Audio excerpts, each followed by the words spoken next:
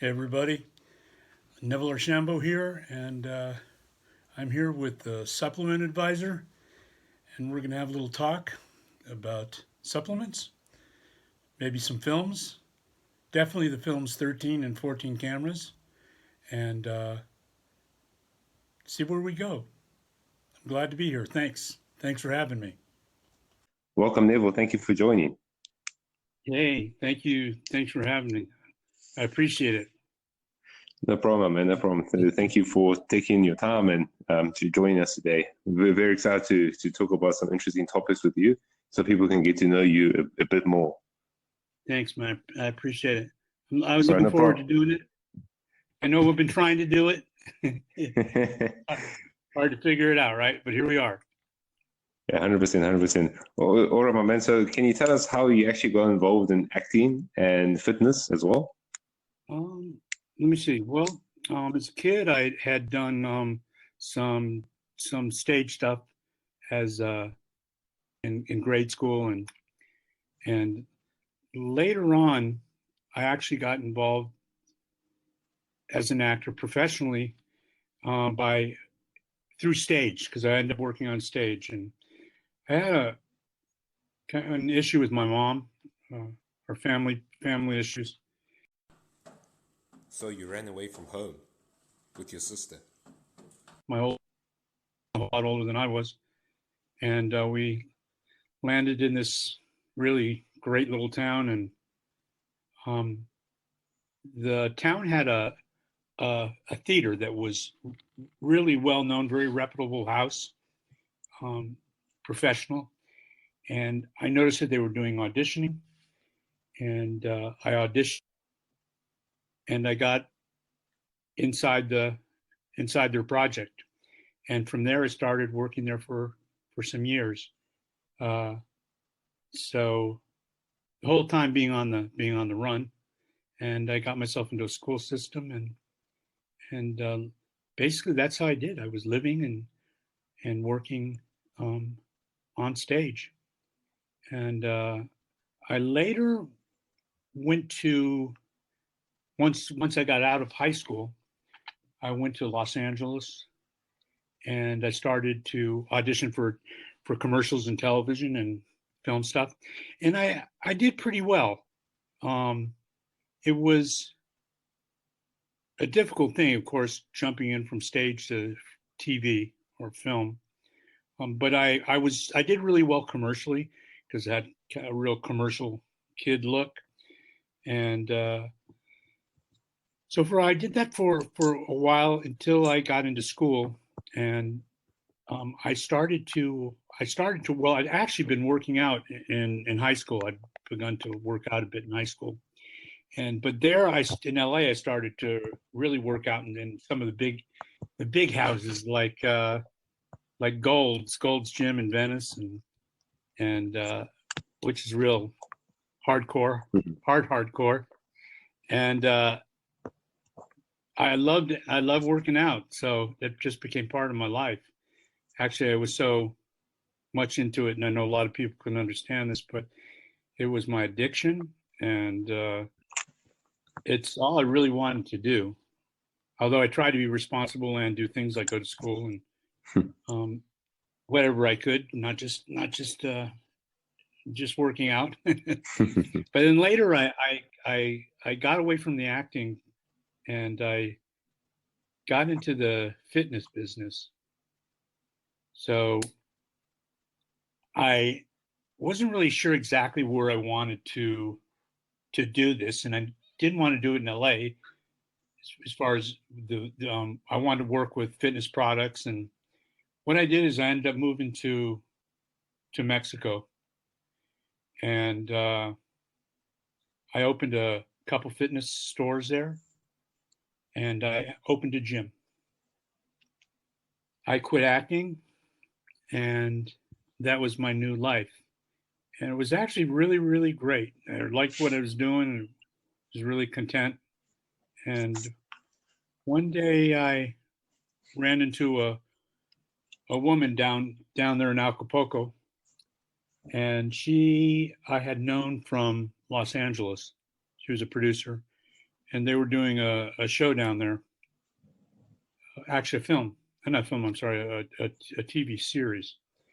And she had a small part for a role of a police officer and asked me if I would like to audition for it. And there was a part of me that had really missed acting, and I thought about it. I said, well, I got my business going, and I was pretty happy doing. I was happy doing what I was doing, but I'd even be happier if I went back to my acting. So I auditioned, and lo and behold, I got the part and got myself back to acting, and that's pretty much where it began. Again. Okay, great, man. So obviously, your training did actually help you get the position. Is that true? Well, I think, I think probably because I had some size by that time, my fitness became a big part of the acting. In fact, it all kind of went hand in hand, and I ended up basically promoting or marketing myself as a fitness person or a fitness actor. And I started to share my time between Acapulco and New York City as far as auditioning, because once I got in the TV show, I decided that I was going back into acting. So I did share that time there. And in New York, even more so, I was using the fitness end of it in my acting that ended up actually working out really very well. And I ended up leaving Mexico. So like I was saying, I shared my time between Mexico and New York. And one time while I was in New York, the attacks of 9/11 happened. And that ended up changing, well, for all of us, changed everything, that whole event and that time.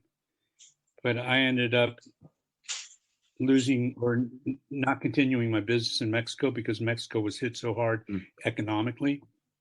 So there I was being an actor again in New York. And that was something I never really expected, because I really liked the fact that I had the stability of a job or a business. And so that was the hardest thing sometimes with acting. If you're just an actor and that's all you have, that can be hard, particularly for film and television. But somehow I lucked out, and the auditions came, and I was able to manage myself in New York and get enough to work that it wasn't difficult. It was actually one of the best things I ever did. And so now today I'm really happy to be doing what I'm doing.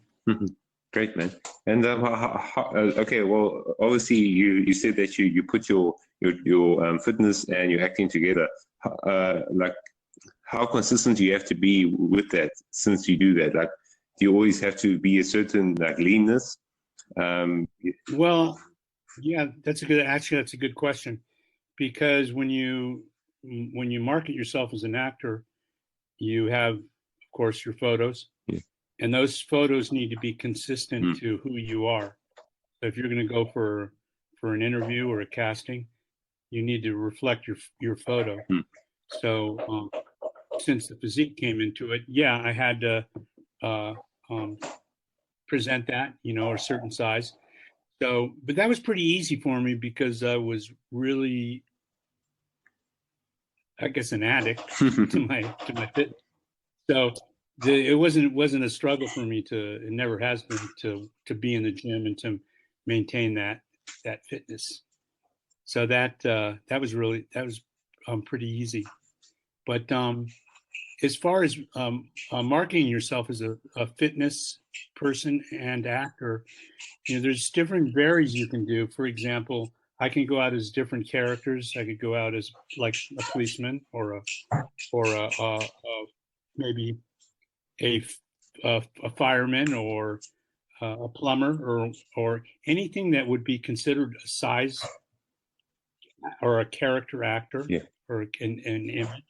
So you can really play an array of those things of having the size, because you don't always have to be showing skin and muscle. You could also cover up and then be just being, big bulky guy, and that's something that obviously really worked for me. And I actually tailored that whole thing. And so as far as the work and the acting, I lived by that. And I still do. I still do. Yeah, man, for sure. I mean, obviously, if you never maintained what you had, I obviously don't think you probably wouldn't have gone that role of, in 13 cameras, because obviously you kind of portray something different until, I'm sure everyone knows that scene, when you're there, then you actually take off your shirt and we can all see, we're like, oh, damn. Yeah, so let me ask you, what did you think when I did that? Because for the whole part of the film, I don't show any skin, and then comes that scene, and then all of a sudden I'm this fitness guy, because when I'm kind of portraying this kind of decrepit older guy, and then I get woken up in the night, and here I am actually fit. Yep. And it's interesting because when I did that, I knew in my head that was going to be a moment of surprise. And even till today, I get mail about that scene and how I surprised people that I was actually fit. And, I wasn't some little chubby guy. And that's always been, and in fact, I get messages from people that ask me fitness advice because of that scene, and ask me, what do you do? What's your program? What's, what do you do to stay in that shape? And I find myself a lot giving advice, which is good. And I'm glad I can do that. It's kind of hard sometimes because, spurting out a program for every other person that wants to know is, it's not easy, because you need to know a little bit about them or what they're doing. And but of course, that's part of me that I'll probably be always a giver that way. But it's funny in the film how that panned out.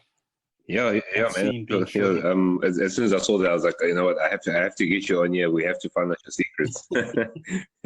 See, like that, because of your business, with the supplement products, and then the fitness. Yeah, I'll get people that'll contact me, and actually a couple of fitness companies, they are advertising a product, and I've been asked to advertise something that they have in their business, which really came to surprise me, to be playing the part of Gerald, and all that coming from all this fitness stuff coming from that. It's just kind of interesting. Yeah, well, I mean, it's one of those areas that are quite overlooked, especially for someone older to be training that long and looking that good for like all these years consistently.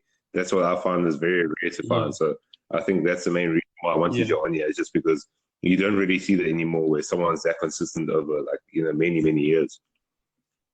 Yeah. Well, it's funny when you're in some place like Los Angeles, you go to, let's say, Gold's Gym, you see guys, like I'll see guys a lot older than I am, and I'll see their shape, and I really respect them for that. But then I think about it, and really, it's the reality is that age is how you get there, how you grow into that.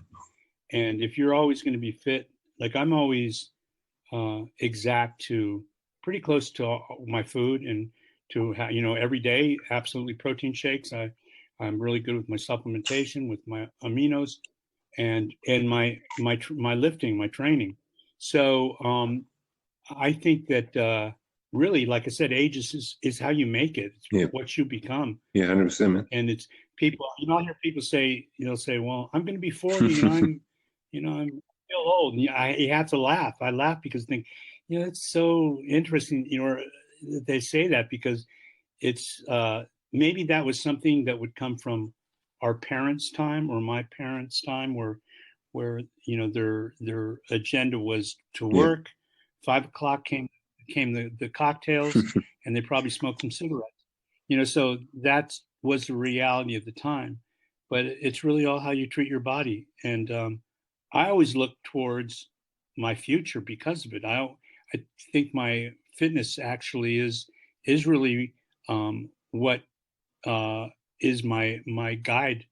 It really is. It's my guide, and I feel like it's really leading me to my future and to what I'm going to do, because getting up in the morning, if you feel good and you're ready to roll, that's pretty much it. Health is it. Really, if you're healthy, of course things are going to come along. Like I had issues with my spine and spinal stuff. It wasn't from working out or anything. That was from something else. Things do come, but I think too, when you have a medical ailment, it depends what it is and how you manage it. So you have to be. It's like a card game. You have to look at what kind of what your cards are and how you're going to play them. So and to maintain that shape and that health, when you are faced with a medical issue. But yeah, that's my scoop on that.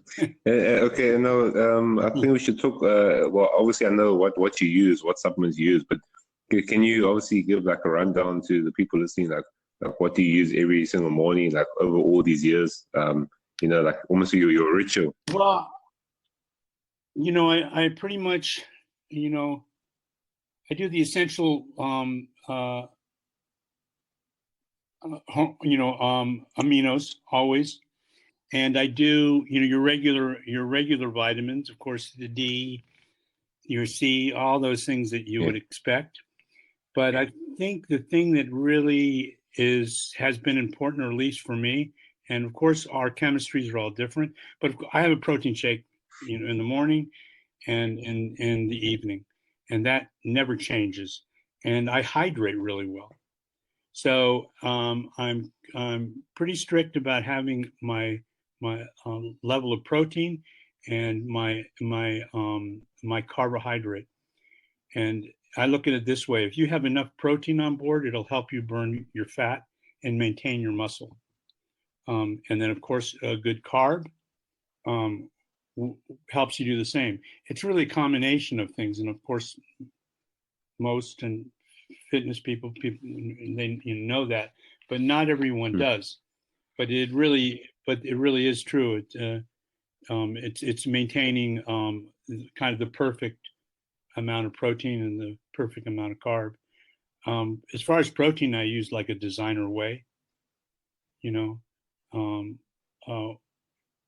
and there's all kinds of different ways out there now. Sometimes I can't even tell you exactly which one I do. What I do is I read what the numbers are, if it's, if there's how much fat and how much carb is in it. And, there's a lot of junk out there that has sugar, so whenever I see sugar, I always avoid it. But one thing I do, I usually always carry a jar of peanut butter around with me because peanut butter is such a great protein, as long as it doesn't have sugar in it, and it'll keep you from really being hungry.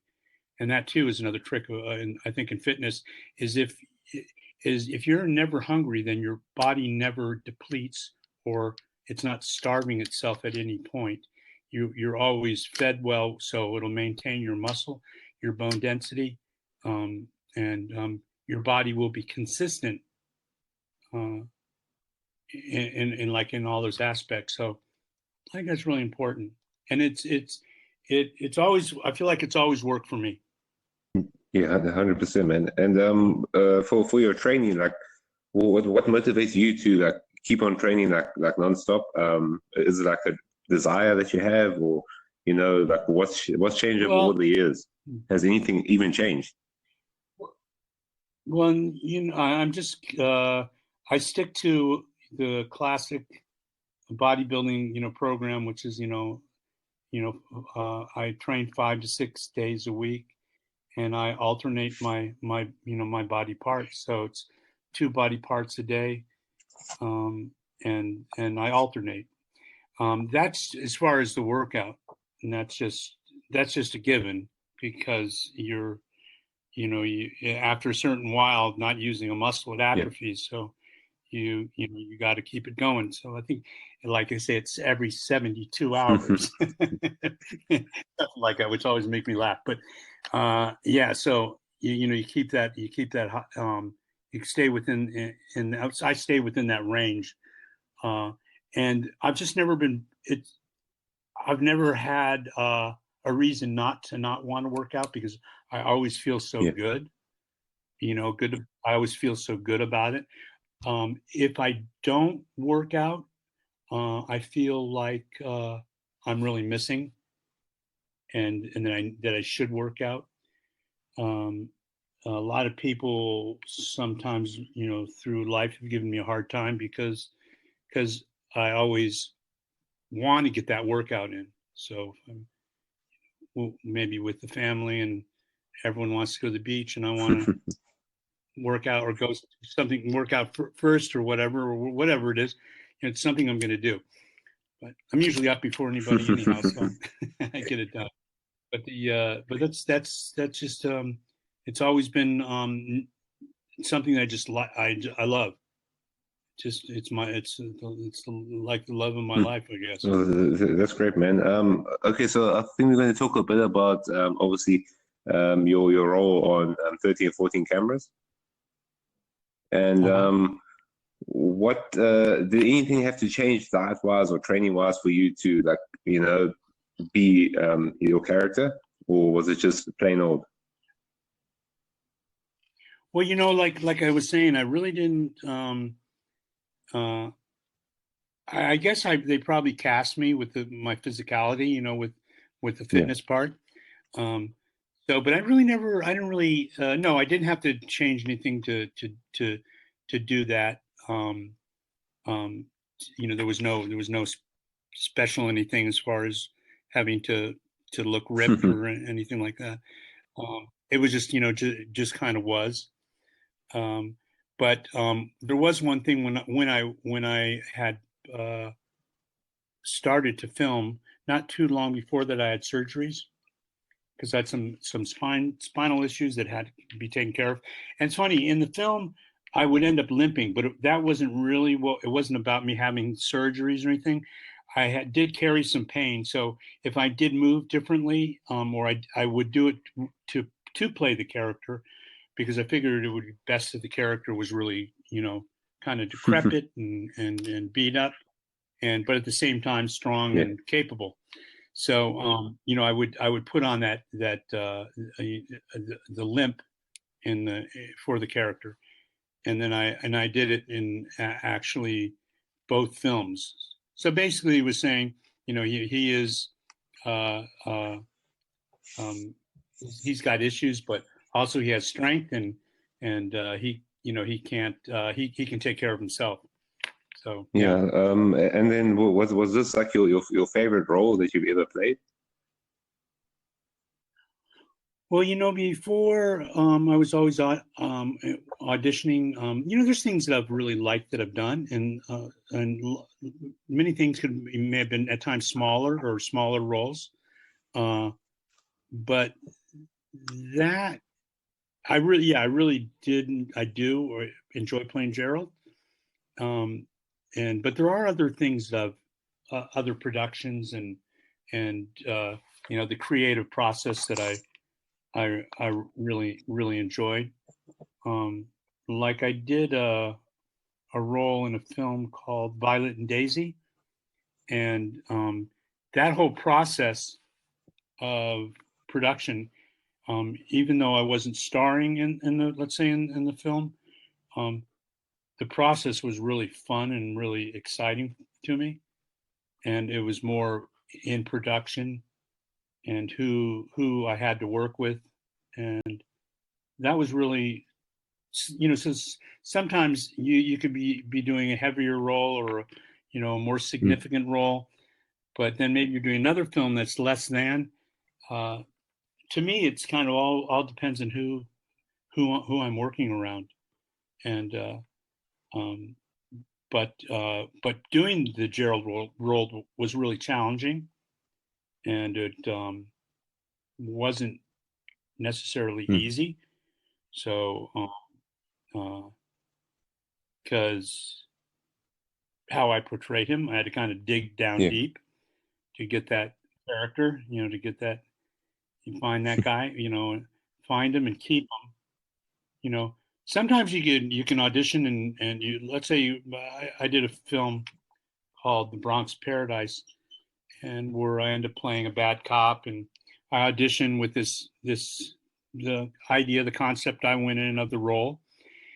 And after I got some callbacks, and then I booked the role. And then when it came to filming it, I couldn't find the image that I was portraying when I did auditions.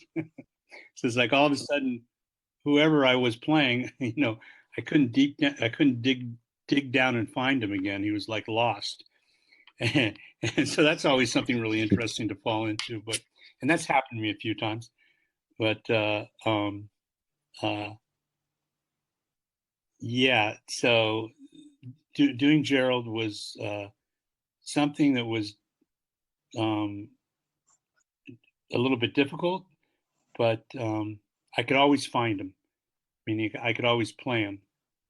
It wasn't like I'd lose my, I'd lose the character. Sometimes it happens. Sometimes it happens to actors. They just can't find that character once they develop them. Yeah, sure, man. Because I mean, as you understand that? I mean, even from last time we were speaking, as I was saying, man, there was no one that could physically and play that role that you played, man, because it was like to the T. Like, it really scared people, and it really made them be like, wow, this is something else. I always like hearing that. How do you think people portray your acting in that? Because you told me you did get some flack about that. Well, I get a lot. Yeah, I still do. I get, that's one thing that's interesting about, let's say, 13 cameras. I always get mail. Even today, I woke up and there's always mail. And I sometimes tell this to people I worked with on it and producers and stuff. So I don't know if they can actually, I know they believe me, but it's interesting. The film's about 3.5 years old, and that I still get the mail every day. But it's pretty much in reference to what you're talking about. People will say they really enjoyed the character, but they also, there's a lot of things people tell me about that character. Like, for example, I'll hear from women sometimes that'll say they know he was bad, Gerald, but they also felt like he was good. And I think what they're meaning is because I killed the husband and of Claire, and because I had done that because he was so bad, so that he was actually, Gerald is good and bad. But I heard a lot of that. But I also do get letters from people that feel that I shouldn't portray a role like that because it's dangerous for women. And I have people that will actually write to me and talk to me as if I was the character, or write to me as if I was the character. And you get threatened. I've been threatened by people. The fan mail really varies that way. I was in California not too long ago, and I was down there. I was on a project, and I had parked my car, and later I'd come back to the car where I'd parked it, and there was a note on it. And it was from somebody that had seen me and recognized me from 13 cameras, and left me kind of a really harsh little note about making films like that. And it's a little uncomfortable. I think people should chill out a little bit on not, it's not like we have to take it personally, but you do get a bit of that. And sometimes there's been times when I've gotten it doesn't, I do not say it scares me. I never respond to those letters, but it bothers me that somebody would take the time to do that, to write that letter. And and I don't want to use the word it's lonely, but it does make me think a little bit. Yes, man. Yeah, that's yeah. I mean, that's. But then I get some really great. So I get some really great letters. Yeah, yeah. You know, and then some really bizarre letters. But I actually have a question for you on 14 cameras. There was that scene where you obviously you had those girls being recorded, right? And someone says, "How much for the girls?" And you said they're not for sale. Yes. Was that intention to keep them safe, or were you in the character wanting to keep them for yourself? Oh, good question. I was keep thinking about that. Yeah. I was just like, I wonder what's ready. No, that is a good question, because I've been, I've had other interviews where I've been asked about not exactly that, but close to 14 cameras. It was for himself. I think in the beginning he he got onto the dark web, and then was considering things, but not the sale of the women. But when he was offered, he turned, obviously he turned it down. But I don't think it was his motivation to do that.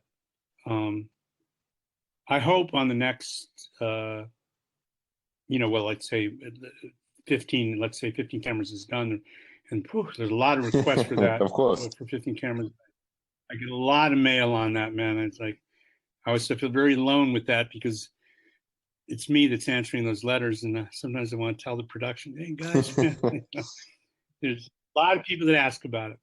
But that I hope we take Gerald back to the originally, who, like how he was in 14 cameras, where I think even though he was a bad guy, he had a kinder, sweeter side. And I'm sure it being in Mexico is quite close to your heart if it does take place there. Yeah, no, that's true too, because I mention that I lived in Mexico, and it's funny. I was just in Mexico like about 3 months ago, and which was great because I miss it.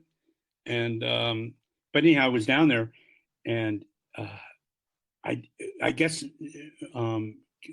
13 cameras is pretty fresh on Netflix there, or it's being seen. But a lot of people recognize me as Gerald. And so I couldn't, when I was on the street and I'm walking in the street down there, and I started to get these people, they were looking at me, and finally, I started to get approached where people were talking to me about it.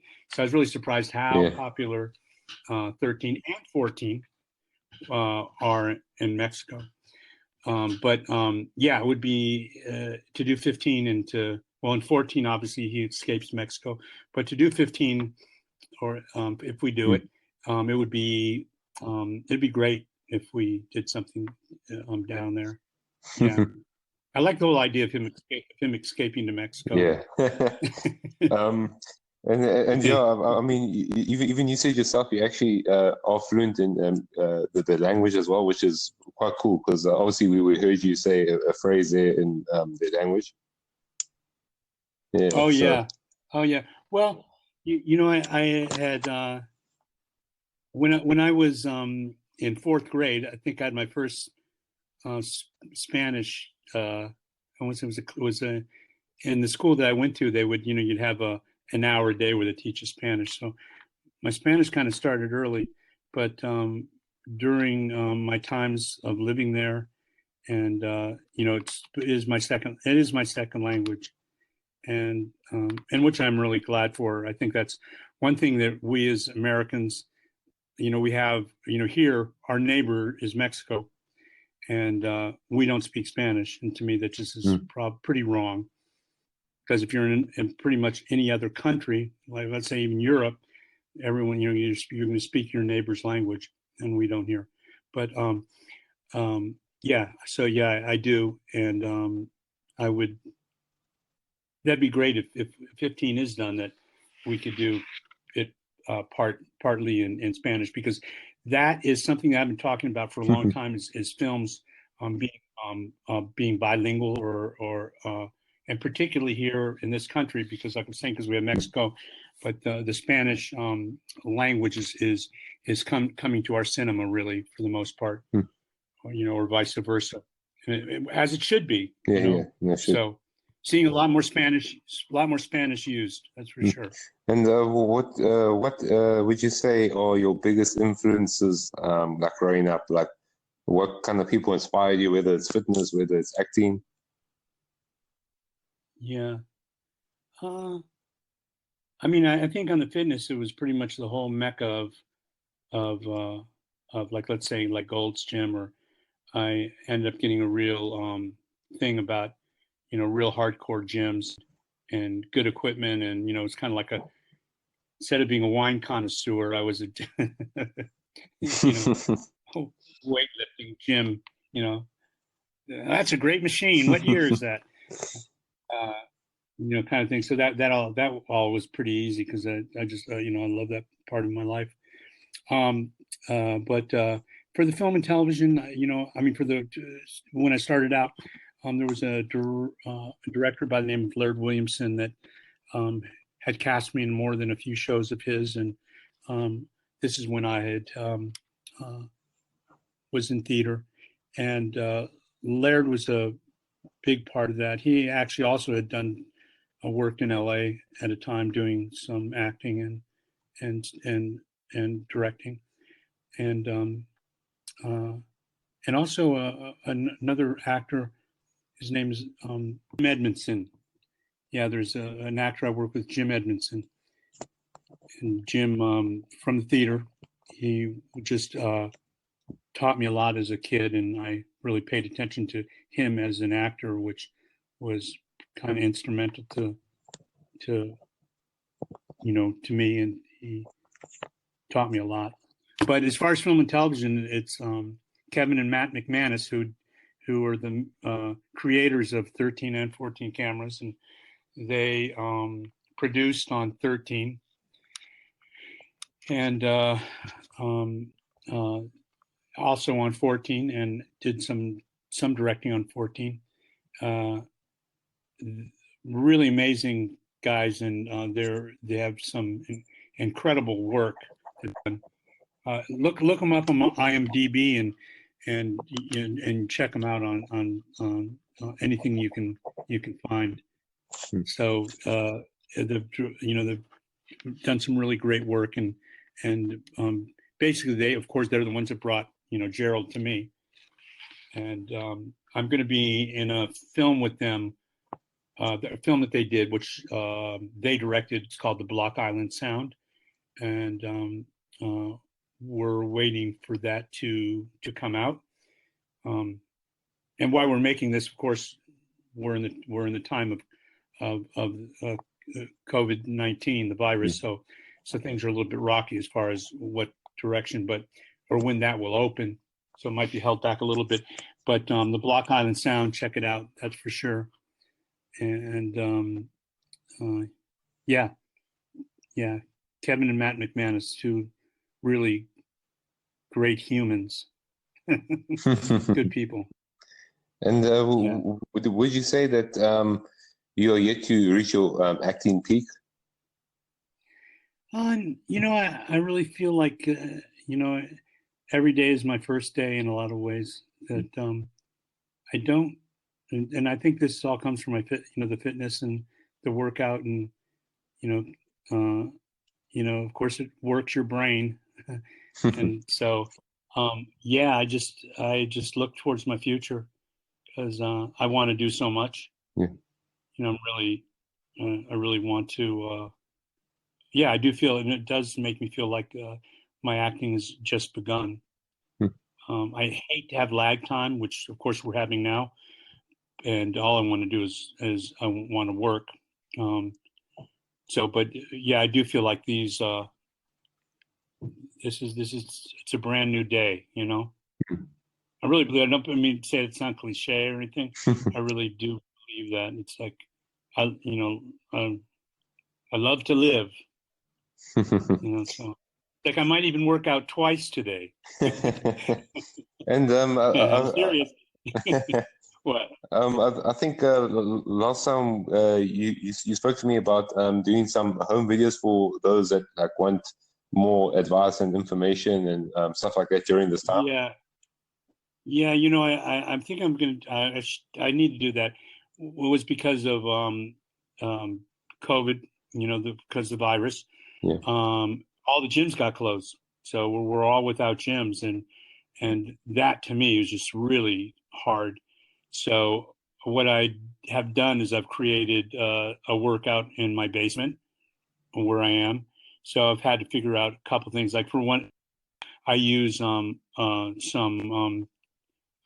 milk gallons that I've filled with water, and I've also what I did is I filled it with some pennies, and then I filled it with water, and so I use those as dumbbells because there's two of them. They have handles. I can do biceps, and then I can do flies for shoulders and back, and I can do shrugs for traps, and so it really works out. So now that you're telling me that, I'm going to definitely make the video because it's really hard to be stuck with no equipment when you don't have it. And it's interesting. I noticed I went online and checking out Amazon, all the equipment sold online because the gyms are closed, so people are buying up whatever's there. Yeah. But if you don't have that available, if you don't have equipment or something available, like the milk gallons are good ones, and I have a couple other things that I might do, but probably only take about, I don't know, maybe minutes to make the video because it'd be really quick. But it would be biceps, back, and traps. So and if I think it'd be done like three times a week, 3 or 4 times a week. Yeah. Thanks for reminding me. No, it's cool. I think people really do appreciate that, like extra time you take for them, like the kind of interaction that you have, so you can kind of show them like the way. So I think that's that's something you really have to do, because I'm also going to be watching intently. Yeah. Well, it's funny on my what the heck is it? Gosh darn it, I was blank on my internet stuff. My Instagram. There you go, Instagram. Yeah. So on my Instagram, a lot of people ask me, for what do I do for my lifting before COVID, and so I made a little video there, or a few things to show people because they ask, and all came from 13 cameras. But I do need to make that video. Yeah. And like, is there anything that like kind of motivates you every single day, like to get up and say, you know what, because I mean, as I was saying, man, longevity in the sport and just in general is very much overlooked. So I know you were mentioning before that you have like this drive inside of you, but like, is there any like words that kind of encourage you, like Well, there's a bar down the street. No, I'm kidding. No, there's not. There's only goats down the street in the country. Let me see. Just life, just it's really just all about feeling good, and just as long as I have that drive, or that feel good, and I know absolutely that comes from how we fuel the body. If we're eating improperly or we're not taking on the right thing, we end up feeling crummy, we feel bad. But so that I get that drive from just feeling good. And so I don't think it's no really one thing. It's just my my excitement to live. I got a lot of, and to create. That's the other thing too, is I really want to create. I want the meaning, like film. I want to do film. I want to create. That's what I want. I want to do. And Yeah, I have some ideas too about for writing and a concept I'm thinking on too. So there Oh, is great, man. that, but I just really want to do more film and Yeah. do more characters. To do 15 cameras. Yeah. Damn it! Yes, Gerald. Yeah. Okay. Gerald's Neville. coming. So. Yes. Yeah. So I think. Yeah. I think. We've covered all the topics we had to, and yeah, man. I just want to So say. wait, so you're hanging up on me? No, I'm just kidding. I'm kidding. Yeah, no, yeah, we've only been here an hour. Damn it, I'm Yeah. hungry. Yeah. So I mean. Did you bring Yeah. me? Okay, so we will talk soon, and I'm going to definitely make some to visits to your site and look at my buddy, the advisor, supplement advisor. Come check out more stuff with you, and I need you to, maybe you can help me with some other supplements that I don't know about and I need to know about. That would be good. Yeah. Yeah, 100%, man. I mean, I'm always here to help. Just Okay. like what you said. But yeah, it's better to give than to receive, kind of thing, you know. I really mean that, man. That would be good. We'll talk. Yeah, So, we'll talk, my man. So let's talk. Let's talk soon. And for everyone that listened, thanks a lot. It was cool. It was good. It's good. It's actually, yeah, it's great. Thanks. Yeah, okay. And Neville, so I just wanted to say thanks again, man, for taking your time out. And yeah, bro, it's been a real blast. And to get to know you more, it's been fabulous, man. I'm sure everyone listening will really appreciate it. No, it was really nice, man. I appreciate it. Well, thanks, Neville. And I'll talk to you soon. All right, thanks, my man. Okay, John. Okay, cheers. See you. Conclusion. Man, what a damn podcast. I absolutely loved it. Neville's such an awesome guy. Awesome guest to have on. And it's funny because, as he did mention on 13 Cameras, when I did see him in that scene, I was like, I need to get this guy on. It wasn't just because he was on Netflix or, like a big time actor. It was just because, man, I could see this guy is dedicated in what he does. And, we can all learn from him for sure. I mean, he hasn't been training for a year or two. He's been training for decades. And that takes real kind of mental fortitude and just determination, to keep up that nutrition, to keep up that training, and to have that mental perseverance. So that's the main reason why I actually have Neville on, was just so he can kind of give us an insight to his life, and also, how you got involved in acting and everything like that. You never know who you can inspire. And that's the whole reason why I started this whole podcast, and also my whole page as well, was just to help educate and inspire, and do everything from the heart. It's always better to give than to receive. And that's how I've always been since day one. So, I just want to thank everyone who listened and joined in. And of course, I want to thank Neville for taking his time out of his busy schedule and day, and, making time for this. And definitely going to help motivate and inspire people for sure. I mean, as I said, it's not every day you get to speak to an individual of his magnitude, and I just think he has so much to give knowledge-wise. Just because he's been in the game for so long, and I think it's a different kind of perspective, because we always hear from the kind of younger generation, but never from the older generation. Because I think now more than ever we kind of need to understand how we can always be positive and keep positive, and also when it comes to training and nutrition, like how to stay consistent, and how he did it, because he's been doing it for years and years and years. So I think overall it was a very amazing podcast, and something that we can all take note from and learn from, and be inspired and be motivated. And I think Neville is a prime example of never give up. This man has yet to hit his peak, in my opinion, and it just goes to show, never give up, never stop trying, because you never know when it's your time, to rise up and, make it. So just want to say thanks again to Neville. It was much appreciated, and thanks to everyone for listening. Cheers.